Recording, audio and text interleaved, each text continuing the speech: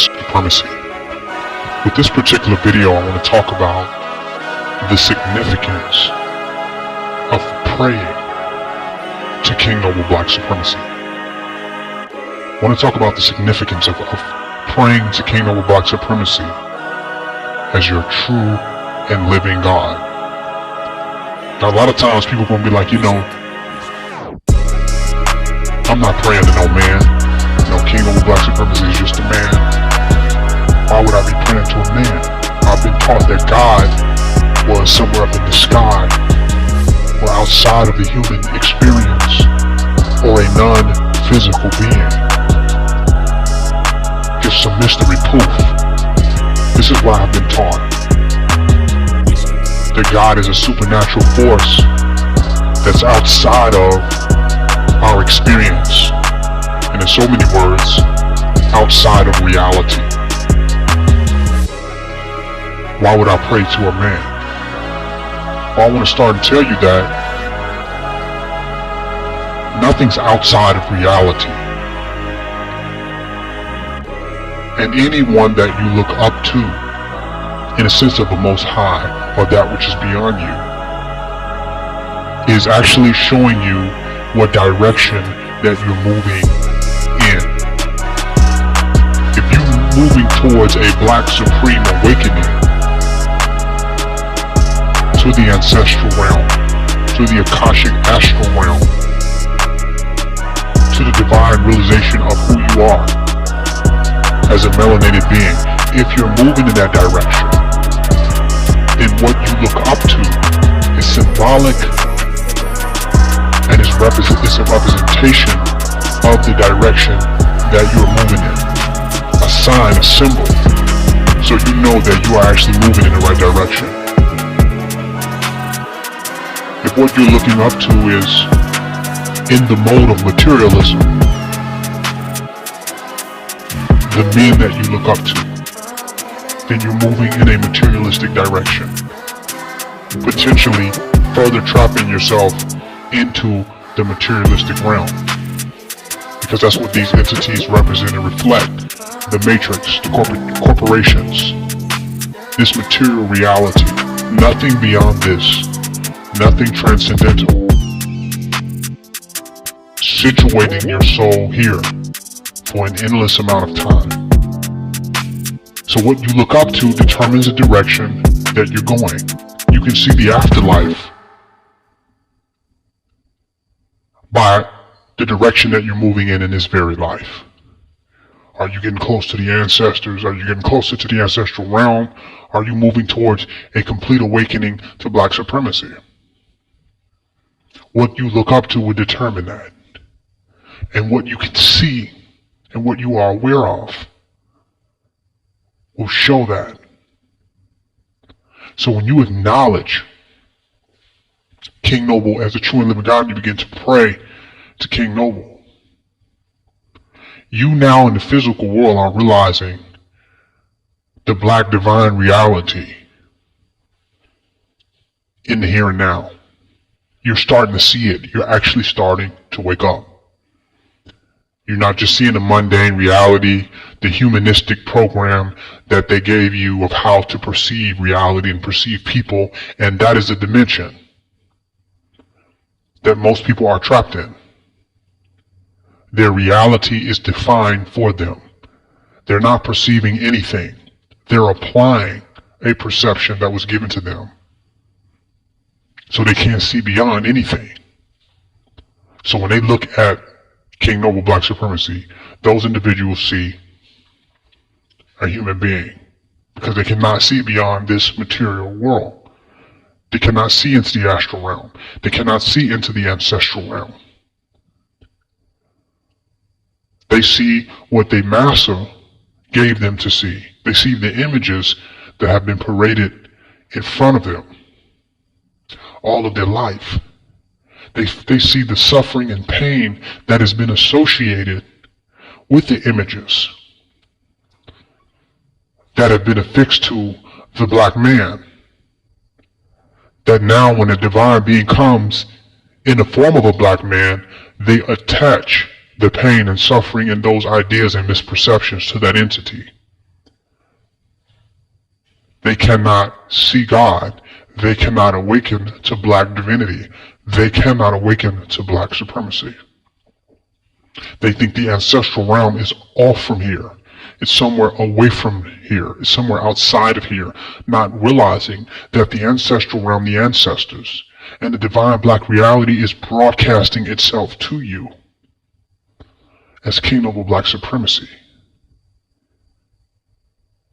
It's reaching towards you.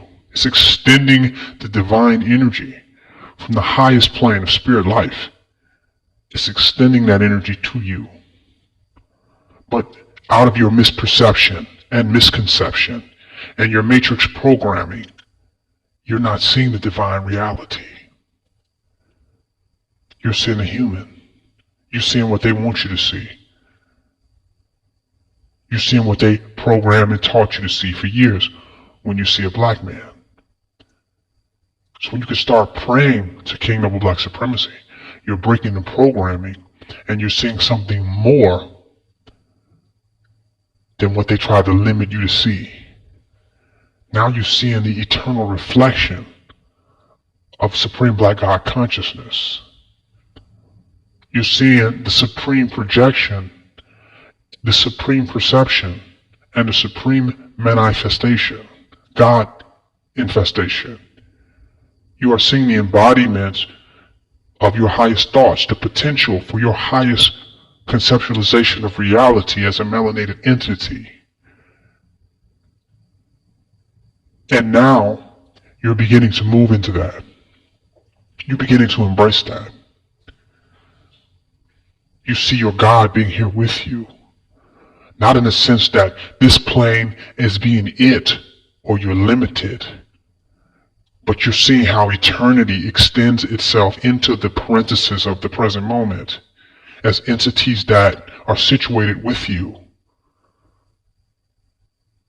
as representations of the eternal divine reality, as time capsules of remembrance, so that you can remember the ancient future. Just a little remembrance, just a little deja vu, just a little gentle reminder to resituate yourself in divine consciousness. But if you're talking about you can't pray to no man, you're still seeing man. You're still seeing the humanoid definition of energy and existence. Then you're gridlocked on a particular plane. You can't see beyond that. You're locked into this dimension. You're not using this dimension as a vehicle to travel and to eternally reflect upon divinity, black divinity. You talk about the Orishas as though they would not embody here. They embodied before. The Orishas are nothing but ancestors who have achieved divine status. And ancestors are nothing but beings that you perceive to be human at some point,